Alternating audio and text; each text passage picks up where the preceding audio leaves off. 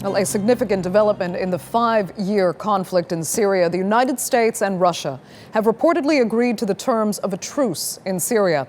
It's set to begin on February 27th, that is this Saturday, and it will exclude Daesh and Nusra Front.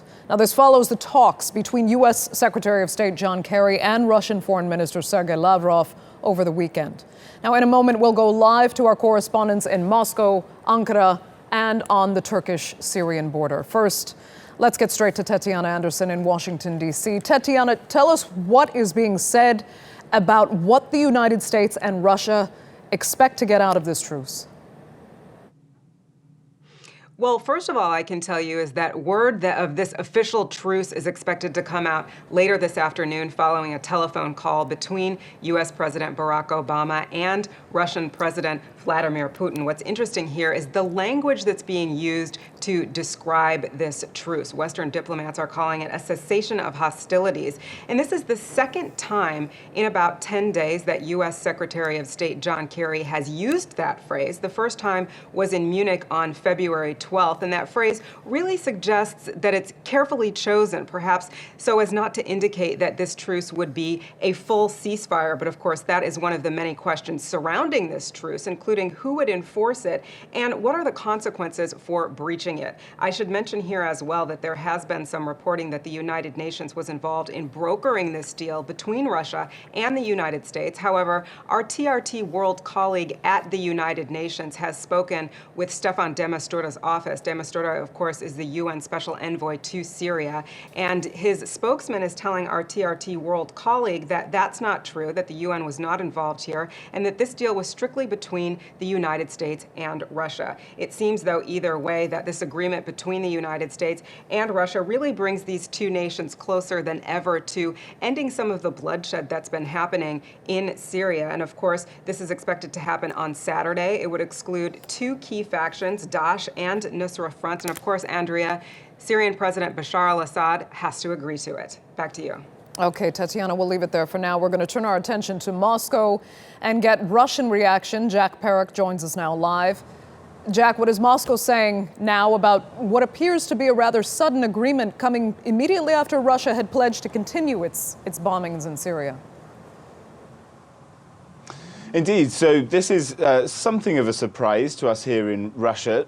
Obviously, these talks have been ongoing, but the agreement wasn't expected. Russia had continued to say that it would continue bombing targets that it considered to be terrorist targets.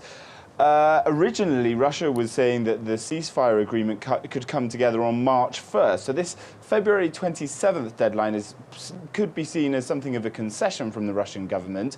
Clearly, Moscow is one of the major supporters of Bashar al-Assad, the Syrian president. They say that he should remain in power.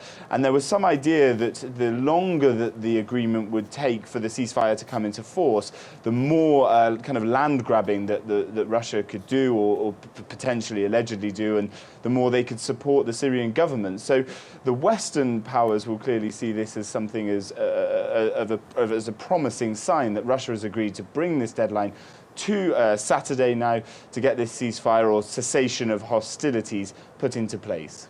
Okay, Jack, we will leave it there. Thanks for that. And we're going to turn to Ankara now and get the reaction from Turkey. Let's speak with Asha Tana, who joins us now live. Asha, will this be welcome news in the capital, and where does it leave Turkey, given it's been shelling YPG positions from across the border? Well, Andrea, at the moment, the Turkish government is remaining tight-lipped. There is no fresh reaction coming out of the foreign ministry. They say they're sticking to the comments that Mevlut Çavuşoğlu made this afternoon. And what he said was that the Russian airstrikes are the biggest obstacle to a ceasefire in Syria. And this is because Assad forces and YPG have made considerable gains. Now, Ankara sees the YPG as a terrorist organisation, and they have brought their forces very close to the Turkish border. He also mentioned that troops on the ground wouldn't be put into Syria anytime soon, and that would be something that would have to be agreed by the coalition forces. He said that the fight against Daesh in Syria was unfortunately being lost because Many had pinned their hopes on a terrorist organisation, citing the YPG. He said there was no strategy and no determination. Now, whether this truce is actually agreed and whether Assad will actually play a part in acknowledging and honouring this truce, we'll have to wait and see. But for Turkey, they've long called for a ceasefire, and they've also said that Assad cannot be part of any solution in the process to peace. Okay, Ashatana joining us live there from Ankara. Now, for more on the situation on the ground in Syria, let's cross to Annelies Borges, who's at the Turkey-Syria border. Annelies, a truce implemented by February 27th, what will that mean for people on the ground in Syria? Well, that is a very good question, Andrea. We are hearing about this truce, but we still don't know how and where this truce would be implemented.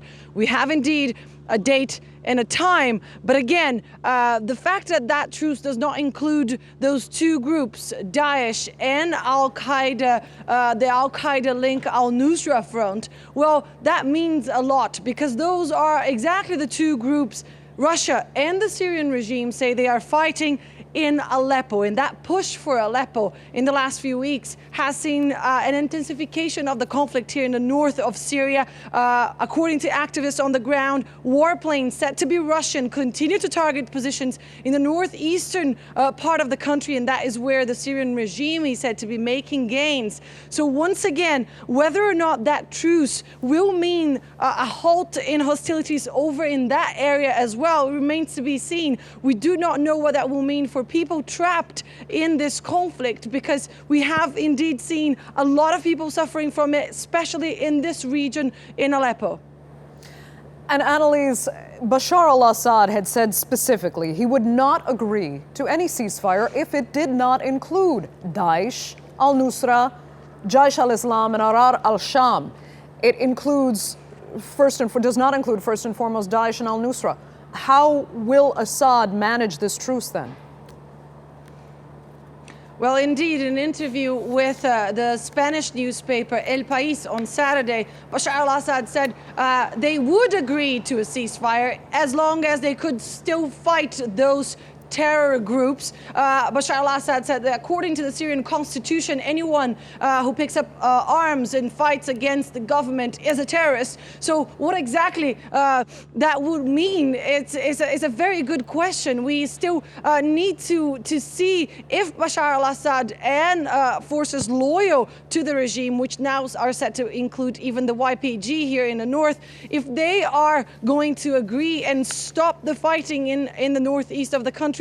We have seen that intensification of the conflict over in this area, and Bashar al-Assad said that his troops would stop fighting if they could continue fighting those groups. That doesn't mean that much for people trapped in this conflict, and we have seen a lot of suffering the last few weeks. We've talked to volunteers here on this side of the Turkish border who tell us that they've been trying to help those trapped in the conflict, those trying to run away from it, but of course Syrian refugees can no longer cross into this side of the border. They're being accommodated on refugee camps on the Syrian side, and they say the situation is very difficult for them. So what exactly this truce will mean, whether or not it will be implemented, including here on the north where people have been experiencing an increase in the violence, is a very good question.